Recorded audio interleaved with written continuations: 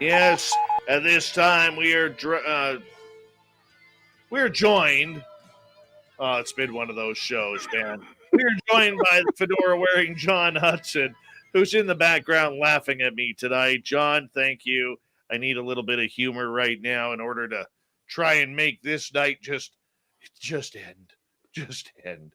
You know, it's very rare we actually have a show like this, and It is. I feel bad for Alan because he is such an incredible guest, and you know, I mean, he just didn't get my best tonight. I Well, you feel know what? Honestly, it was Alan's own fault for having such a good first show. Because it's hard to go anywhere from there, right? So that's true.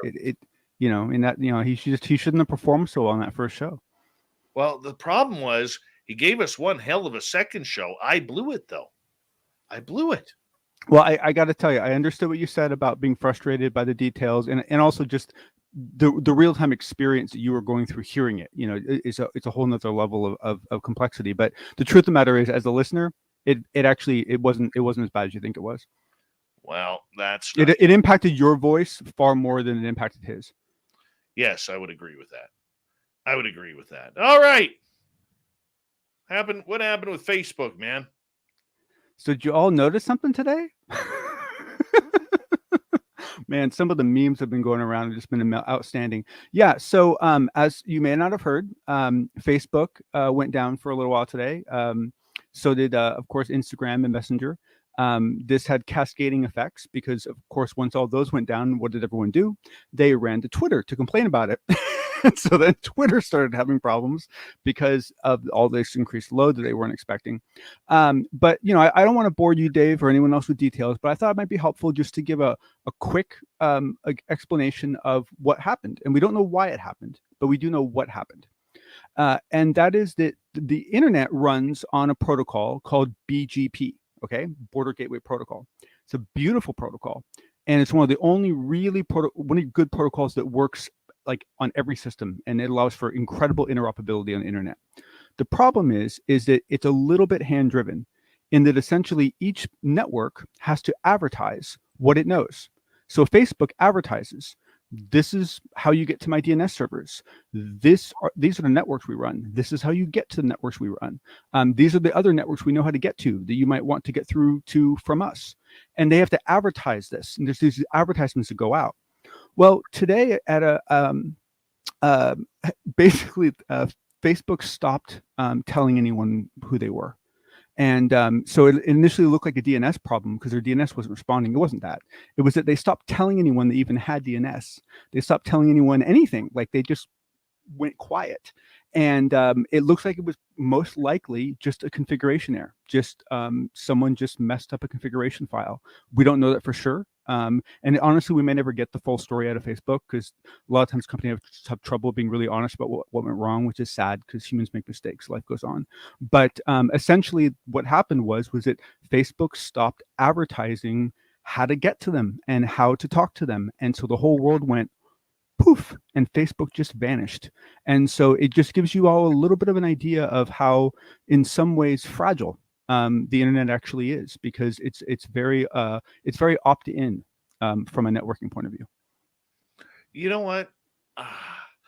You're probably 99.9% right on this, but I'm going to tell you, man, the conspiracy theorist in me, if I put on my tinfoil hat, it says that I wonder if it had anything to do with that whistleblower going on 60 Minutes the night before.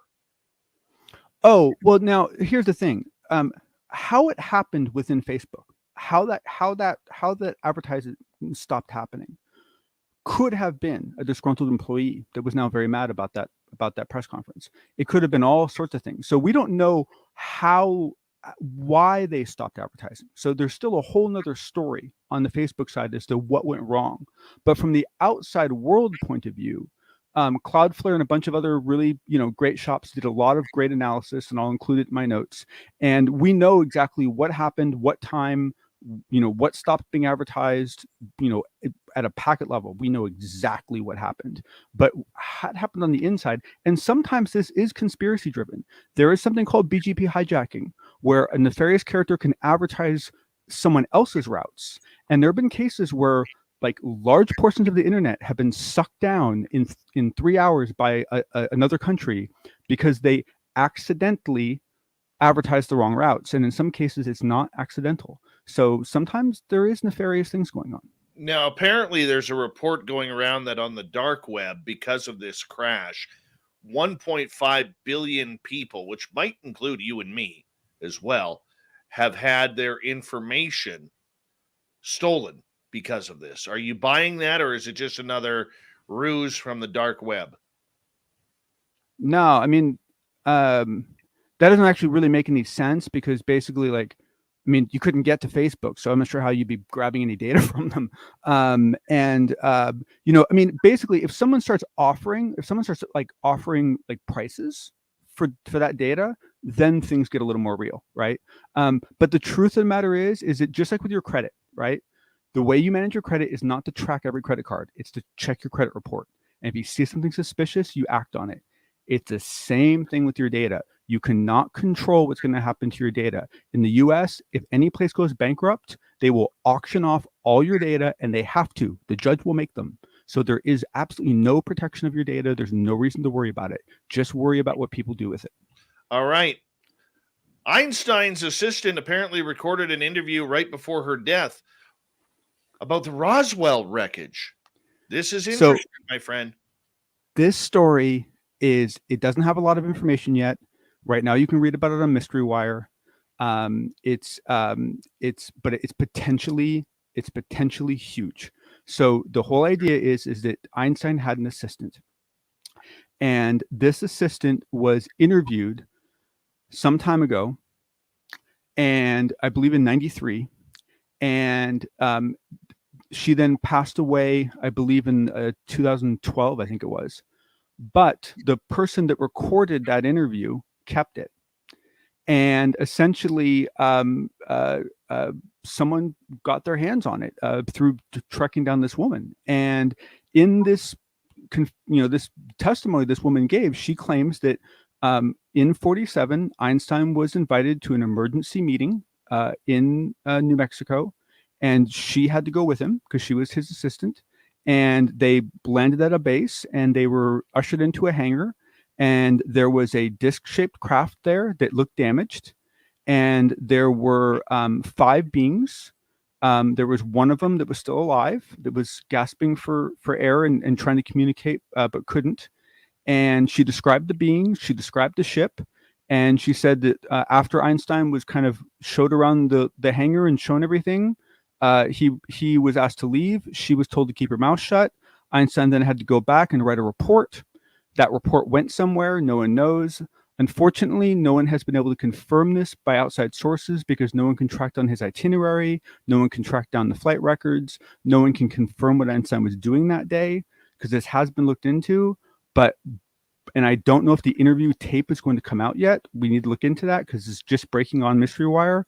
But if there's any legs to this, this is not only a big deal, this is a super fun story. Oh, yeah. And this is the kind of juice we love. Oh, yeah. I mean, the kind of juice we love and need. Yeah, and the thing is that there's little snippets in the story that give it some weight. Like, for example, the assistant said that, when they got into the hangar and they saw everything, that she was terrified. She was just literally terrified. And when she looked over at Einstein, he wasn't. He was not at all, but he was intensely curious. And what he basically said was that he became intensely wondrous about what the propulsion system was and what he could learn about the nature's view of physics that he didn't understand. So when he immediately saw it, he went to, how can this help me? Right? How can this help me solve the problems that I'm working on? And that's pretty Einstein. So there's a couple other data points. I highly recommend everyone go to Mystery Wire and check it out. I'll provide links, but this is a fun story. And the fact that they have the actual audio of the interview, which I have not heard yet, I don't even know if it's available yet, but the fact that audio recording exists means that things like voice analysis might be able to be done, other analysis might be able to be done. This story has some legs to go on it, and it's a really exciting, fun one. It's a cool story. and it will cause this domino effect because there's, if you look at the guys back then, Einstein, Feynman, there's all these guys that were doing all this crazy stuff, and every once in a while they would make little comments, and they would just be kind of like, well, wait, did that mean anything, or is that just Feynman, right? And do you start getting any concrete data that they had any involvement in any of these programs? Now you can, from that data point, start branching out and saying, okay, well, does that add any inference to this? Does that mean that this had any more weight? This is a big story. And I think a lot of people don't realize how much work Einstein did for the United States military and government. I mean, Yeah. when we look at Einstein, we always think of E equals MC squared. We're not looking into his role into, being right on scene during nuclear weapons testing or rocket testing or anything along those lines. We see him as the great genius who was solving all of these mathematical and physics type of theories and establishing them. But I mean, this was a man who was highly involved in a lot of dark projects. And I don't see, yes, it's another deathbed confession. Yes, there's going to be the people who roll their eyes at this, but I just do not see Einstein's personal assistant lying about something like this before she died. She obviously wanted to get it off her chest. Absolutely. And let's face it, I mean, there were so many other stories that she had to tell about Einstein that would have honestly made her a lot more money than this one, right? There were so many personal stories that she had at her disposal, so much knowledge she had. This was not something that was going to help her in any way, right? So it's Great. I think there's some good possibility on this one. All right, let's move on. Lou Elizondo talking again. Who is he on with, and what were they talking about?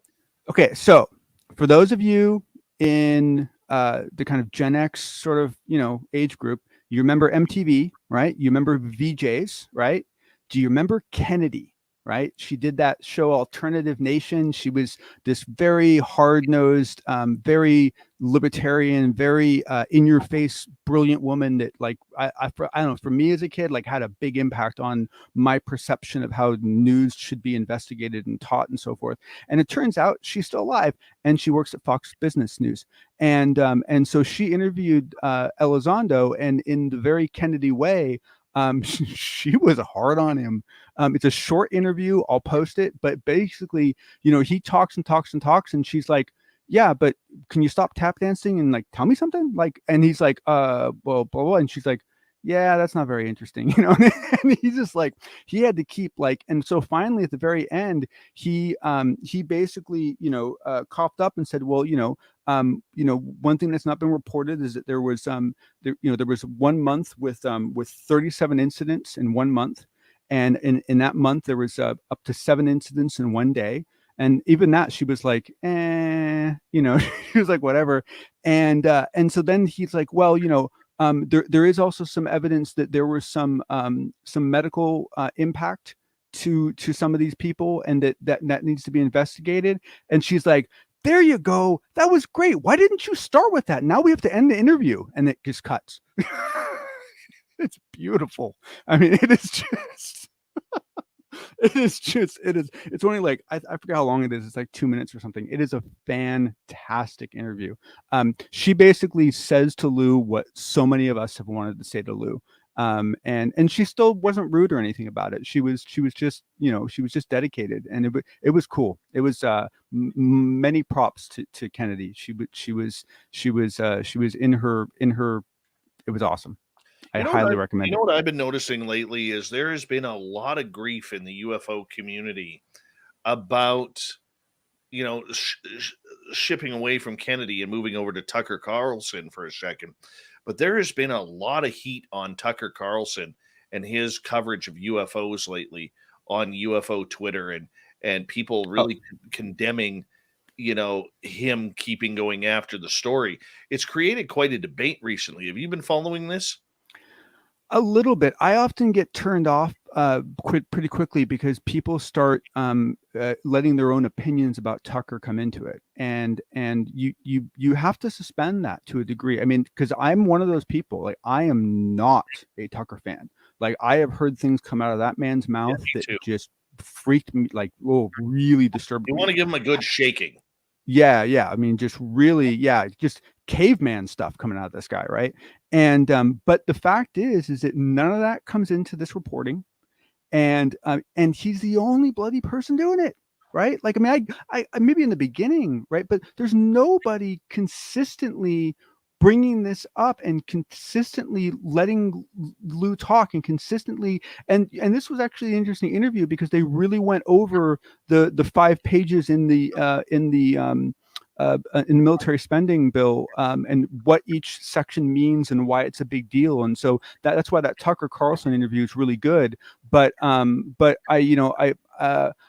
what I can't get out of any of that debate on Twitter is whether anyone's really specifically critiquing the way he's interviewing Lou, like Elizondo. Is he like, are they saying he's softballing it? Like, I don't get any of that. All I get is people fighting over whether Tucker should be given any time at all because of who he is.